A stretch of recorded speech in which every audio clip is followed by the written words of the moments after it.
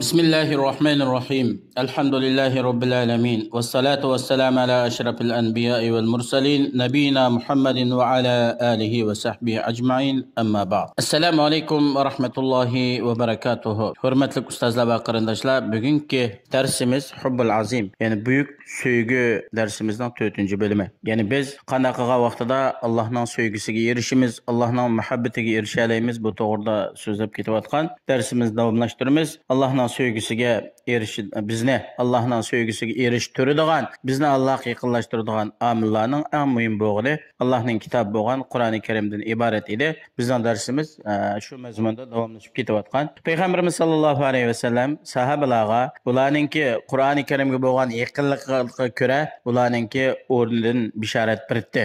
Ular Qur'oni Karimga qanchalik yaqin bo'lsa, Qur'oni Karimga o'zini qanchalik atsa, Qur'oni Karim vujudiga qanchalik o'rnasa, Qur'oni Karimni tilovat qilib, tafakkur qilib, bunga amal qilsa, u kishiningki o'rniningki yuqori bo'ladiganligini payg'ambar alayhisalom bishorat berdi. Qarilarningki sayyidi xo'jisi bo'lgan Ubay ibn Ka'b ansarilardan bo'lgan kishi payg'ambar alayhisalomning davridagi mashhur qarilardan biri. Payg'ambar alayhisalom u kishiga deydi: "Alloh subhanahu va taolo meni sana Bayyina surasini o'qib berishga buyurdi." Allah subhanahu va taolo 7 qat osmonning arshining ustida turib, Ubayning ismini atadi. Bu Peygamber Aleyhisselam'dan sahabelerden boğan bir sahabe. Bu ne mi degen kattı şeref? Ubey sorudu. Ya Resulallah, Allah menin ismimni atıdı mı degende Peygamber Aleyhisselam menin cinim koludu boğan zat bilen qasam şundak ismini atıdı dedi. Ubey radıyallahu anhu bu sözünü anlap közlerden taramlap yaş koyuldu. Peygamber Aleyhisselam bu kişiye Beyyine suresini okup verdi. Yine Peygamberimiz sallallahu aleyhi ve sellem Ubey'ninki akıl parasitini Kur'an-ı Kerim'den bir ügengen ilmini sınaq pıkış üçün ey Aba Munzir, yani bu Ubey'ninki çoğun oğlu Munzir boğallıqdan oğlunun ismi bilen künyetlengen. Allah'ın kitabındaki en katta ayet qaysi degende bu kişi Allah ve Allah'ın Resulü bilgüçü dedi. Peygamber Aleyhisselam ikinci ihtimayen tekrar soruğa vaxtıda bu kişi Allahu la ilahe illa huvel hayyul qayyum Bakara suresindeki Ayet-el Kürsi ayetini leppedi. Yani Allah'tan başka ibadetki layık hiç ilahi ma'bud yok. Allah daim hayatdır. Allah bütün kainatın işlerini idare qilib to'g'richidir degan bu oyatni o'qidi. Payg'ambarimiz sallallohu alayhi vasallam muborak alqonlar bilan bu zotninki maydasiga urib turib, ilm sana ait oson bo'pti dedi. Mana bu musobiqlashadiganlar musobiq qiladigan ilm. Mana bu dunyo oxiratda insonga manfaat beradigan ilm. Payg'ambarimiz sallallohu alayhi vasallam ba'zi namoz o'qiganda bir oyatlarni unutib qolsa, sahobalar eslatdi. Ve Peygamber Aleyhisselam hatta Ubay ibn Ka'b'dan so'raydi. Bu qaysi suradagi qanchınchi oyat? Peygamberimiz sallallohu alayhi ve sellem Qur'oni Karimga ajoyib ahamiyat berdi. Qur'oni Karim Peygamberimiz sallallohu alayhi ve sellemninki bütün hayotiga ta'sir ko'rsatgan va bütün ishlarida namoyanda bo'lgan. Peygamberimiz sallallohu alayhi ve sellem bir kechasi ketayotganda qorong'uda bir ayolninki Qur'on o'qigan ovozini angladi. Tanshab baqsa bu ayol hallataka hadisul g'oshiya, yani kıyametin ahvali sana kemmidi mi? Kıyamet doğrusu ahvallarını anlamadın mı? Diyen bu ayetti. Peygamber aleyhisselam yakın berip bu ayetini tanıştı. Bu ayal hal ataka hadisul gâşiye deb şu ayetni köp tekrarlab okudu. Peygamberimiz sallallahu aleyhi ve sellem yığılab turup etti ki şundaq keldi. Bana kıyametin alametleri keldi. Ama bu ayal Peygamberimiz sallallahu aleyhi ve sellem'ninki özü okuyatkan Kur'an-ı Kerim'ni tanışıganlığını bilmeydi. Sahabalar Peygamberimiz sallallahu aleyhi ve sellem'den ügünetti. Yani Kur'an-ı Kerim'ninki tesiri Kur'an-ı Kerim'ni özüge mücezzemleştirişte Peygamber Aleyhisselam'ını ülge kılattı. Sahabalar Kur'an-ı Kerim'ni Peygamber Aleyhisselam'dan ügünetti ve Peygamber Aleyhisselam'dan tesir alattı. Çünkü ular Peygamber Aleyhisselam'ninki bütün iş faaliyetlerde Kur'an-ı Kerim'ninki namayendisini göretti. İmam İbn Kesir rahimullah bayan kılgan yani Bidaye ve Nihaye degen eserde Ömer raziyallahu anhu'ninki şu bir ayetini tekrar okup ağırıp kalganlığı bayan kılıngan. Bazı ulemalar bu ayet Allah subhanahu ve ta'ala'nınki "Vaqifuhum en innahum mes'ulun ma lakum la tanasarun bel humul yawma mustaslimun" degan ayet dedi. Vaqifuhum yani dünyada başkalarına zulüm sağan, Allah'a şerik keltirgen, Allah'ın ziminde buzg'unchilik qilgan, Allah'ın avliyalarini bozak etgan, aziyat yetkizgan bu bedbaxtlarga qiyomat kuni to'xtatib turinglar ularni. Ular savol qilinadi. Dunyoda qilgan o'zininki qilmishlardan savol qilinib, inondan keyin haydaladi. Ularga deyiladi: "Ma lakum la tanasarun" mustaslimun. Nim bo'ldi sizlarga bugun qiyomat maydonida bir-biringlarga yordam bermaysizlar.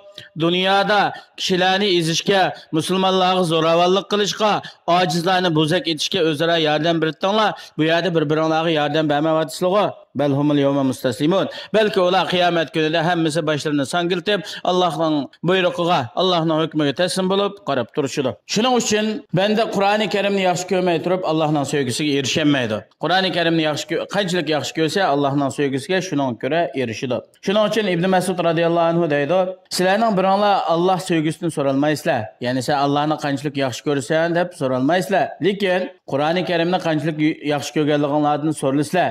Siz Qur'oni Karimni qanchalik yaxshi ko'rsangiz, Alloh sizni shu bo'yicha yaxshi ko'radi.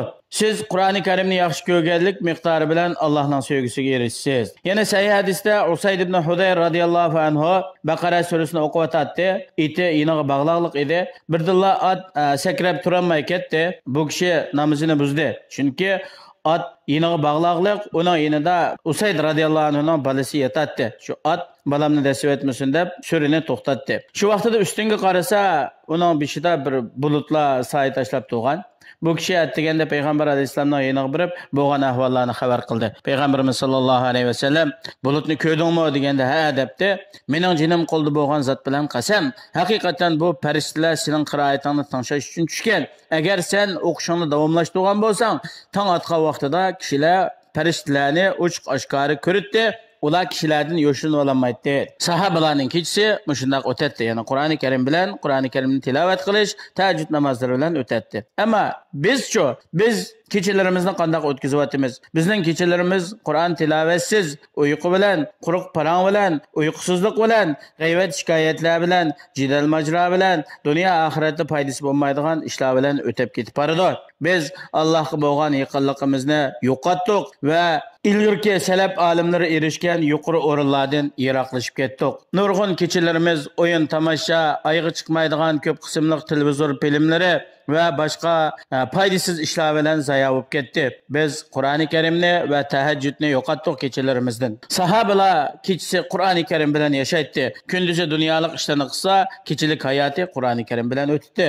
Ibn Abbas radhiyallohu anhu shunday deydi: "Men Hammam Maymuna radhiyallohu anhuning uyida qonab qoldim bir kechasi. Payg'ambar alayhisalom keldi, xufta namozni o'qib bo'lgandan keyin uyga keldi" deydi. Men bu yostiqning bir tarafiga bishimni qo'yib uxlab qolgandim. Payg'ambar alayhisalom bu o'g'il uxladimi debdi, "Ha" dedi. Payg'ambar alayhisalom uxlashdan burun Allohga zikr qilib, Allohga duo qilib, inondan keyin uxladi. Ondan payg'ambar alayhisalom kecha yerim bo'lganda o'rnidan turdi. Ko'zlarini o'lab, "Inna fi xalqis samawati val ardi va ixtilafil layli van nahari la ayatin li ulil albab allazina yazkuruna Alloha qiyaman va qu'udan va ala junubihim va yatafakkaruna fi xalqis samawati val ardi robbana ma xalaqta haza batilan subhanaka faqina azaban nar." Bu surani o'qidi. Ondan payg'ambar alayhisalom uyning sirtiga chiqdi. Ibn Abbas radhiyallohu anhu payg'ambar alayhisalomga agishib chiqib, payg'ambar alayhisalom hojat sindirib kelib bo'lg'ichi, ishqning yonida tarat oladigan suvni qo'yib qo'ydi. Payg'ambar alayhisalom qaytib kelib, taratga tayyorlangan suvni ko'rgandan keyin bu suvni kim qo'yib qo'ydi deb so'radi. Ibn Abbas radhiyallohu anhu men qo'yib qo'ydim degan vaqtida payg'ambarimiz sollallohu alayhi vasallam bu sahobaga duo qildi. Allohumma faqihu fid-din va allimhu at-tawil. Ya Allah, buni dinda alim qilsa, Qur'oni Karimninki tafsir ma'nilarini bildirsa deb duo qildi. Mana bu Ibn Abbas radhiyallohu anhuninki ilmiy hayotininki boshlanishi edi. Ibn Mas'ud radhiyallohu anhu mundaq deydi: "Men bir kechasi payg'ambar alayhisalom bilan birga turdim. Namozda turib bo'lmay, tas qoldim payg'ambar alayhisalomni yolg'iz qo'yib o'tag'ili. Nima uchun deb so'ragan vaqtida payg'ambar alayhisalom kechilik namozni nayt uzun o'qitdi, men bardoshlik bermadim." Yana Huzayfa radhiyallohu anhudan bayon qilgan hadisda bu zot deydi: "Men payg'ambar alayhisalom bilan bir kechasi birga namoz o'qidim. Payg'ambarimiz sollallohu alayhi vasallam Baqara surasini boshladi. Men 100 oyat o'qib bo'lgandan keyin ruku qilay deb o'yladim. Payg'ambar alayhisalom Baqara surasini o'qib bo'lgandan keyin Nisa surasini boshladi. Undan keyin men o'yladim, payg'ambar alayhisalom bu sura tugaganda ruku qilar. Payg'ambar alayhisalom Nisa surasini o'qib bo'lib Ali Imron surasini boshladi. Payg'ambarimiz sollallohu alayhi vasallam Qur'on o'qigan vaqtida Allohni poklaydigan har bir tasbih oyatini o'qiganda Alloh tasbih etib Allohni poklaydi va har bir rahmat oyatini o'qigan vaqtida Allohning rahmatidan so'raydi. Azob oyatini o'qigan vaqtida Allohninki azobidan panoh tilaydi. Mana bu payg'ambarimiz sollallohu alayhi vasallamning kechilik namozining sifatlari edi. Biz yuqorida so'zlab o'tgan darslarimizda bandani Allohga yaqinlashtiradigan birinchi sabab bo'lsa, Qur'oni Karimni tilovat qilishdir. Qur'onning soyasida yashash, Qur'oni Karimning ma'nolarini tafakkur qilish, tadabbur qilish, Qur'oni Karimni ko'p takrorlash va Qur'oni Karimning ma'nosiga amal qilishdan iborat edi. Ikkinchi sabab qaysi desa, dunyoga berilmaslik, butun vujudi dunyoga ketib qolmaslik. Bu to'g'ridimi Sahl ibn Sa'd radhiyallohu anhudan bayon qilgan hadisda bir odam payg'ambar alayhisolamning yoniga kelib dedi: "Ey Allohning rasuli, meni Allohni yaxshi ko'radigan va insonlarni yaxshi ko'radigan bir ishga boshlab qo'ysizlar, men shu ishni qilay" dedi. Payg'ambar alayhisolam dedi: "Sen dunyoga berilmagan, Alloh yaxshi ko'radi. Kishilarning qo'ldagi narsa ko'z qirongni sanmagan, insonlar yaxshi ko'radi" dedi. İnsonningki Allohga yaqinlashishdagi eng katta ish qaysi desa, qalbidagi dunyoning muhabbatini chiqarib tashlash. İnsanın qalbida dunyoga bo'lgan sevgi, dunyoga bo'lgan mehr-muhabbat chiqib ketadi ekan, bu sevgining o'rnini Alloh sevgisi, Allohning muhabbati bu odamningki qalbiga o'rnaydi. Chunki inson Allohning muhabbatiga erishmay turib, Alloh uchun haqiqiy banda bo'la olmaydi. Chunki bu bandichilikning ma'nosi degan o'zini tuvan tutib, Allohga bo'ysunib, Allohning barliq buyruqlarini ijro qilishdir. Shuning uchun Alloh subhanahu va taolo payg'ambarimiz sollallohu alayhi va sallamni Makka mukarramadan Baytul Maqdasga kechida yo'l yurgizgan, ya'ni Isro kechisida Alloh subhanahu va taolo Qur'oni Karimda shunday deydi: "Subhanallazi asra bi 'abdihi laylan minal masjidil harom ilal masjidil aqsa." Yani o'zining bandisini kechida Haram masjididan Aqsa masjidiga ilib kelgan Alloh hammadan pokdir. Yana ogohlantirish o'rnidami Alloh subhanahu va taolo aytadi: "Va annahu lamma qama Abdulloh yad'uhu kadu yakununa alayhi libada." Cin surasida deydi, Allohning bandasi yani Muhammad sallallohu alayhi va sallam Qur'oni Karimni tilovat qilib namoz o'qigan vaqtida jinlar atrofga olishib Qur'oni Karimni tanshab etib tas qolgan deydi payg'ambar alayhisolamning ustiga yiqilg'ili. Salaf solihlarningki alohidligi, ya'ni payg'ambar alayhisolamning ummatininki dastlabki davrda yashagan ummatlarning alohidligi, ortiqchiligi bu tarafda bular dunyoga berilmagan. Balki bular nurg'un mol-mulkka erishgan bo'lsa-mu, dunyoni shu chin qalbi bilan, butun vujudi bilan dunyoga berilib ketmagan.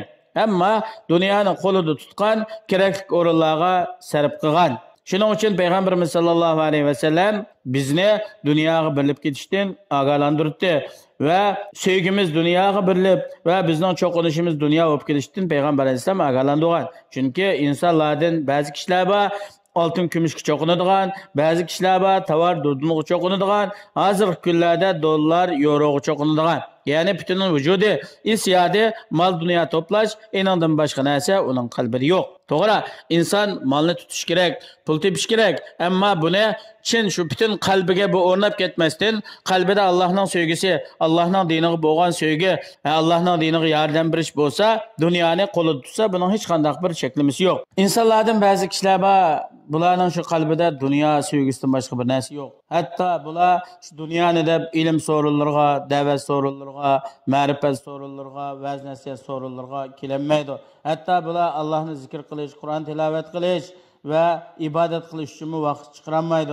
Bunun hammasi nima desa, bunun hammasi dunyoning sababi. Shuning uchun biz dunyo tepishimiz kerak. Ammo bütün sevgi, dünya sevgisi bulmasın, dünyanı kolumuz tutsak bunun özü kifayi buludu. İbn Ömer radıyallahu anhu deydi, Peygamberimiz sallallahu aleyhi ve sellem bir günü menen işki dolamını tutup, ey Abdullah ibn Ömer, sen dünyada garip musafirdek, ya ki bir ötkünç yolçudek yaşayın. İbn Ömer radıyallahu anhu, şundak mal dünyası bolsumu, sahablarının ağzında şundak zahid, dünyaya bilinmeydiğandı.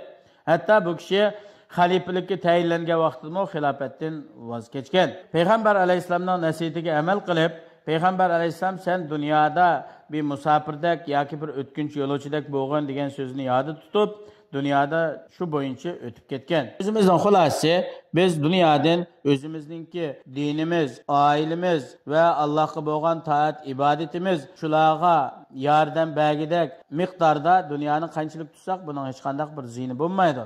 Qalbimizga dunyo sevgisi singib kirib ketmaslik. Ba'zi kishilar butun dunyodan voz kechishni zohidlik deb qaraydi. Bu to'g'ri emas. Ba'zilar deydi bu zohidlik degan haromga qaramas. Bu bir nisbiy shaklda. Alloh taolo o'zining sevgisiga erishtiradigan amallarni ko'plab qilishga muyassar qilsin.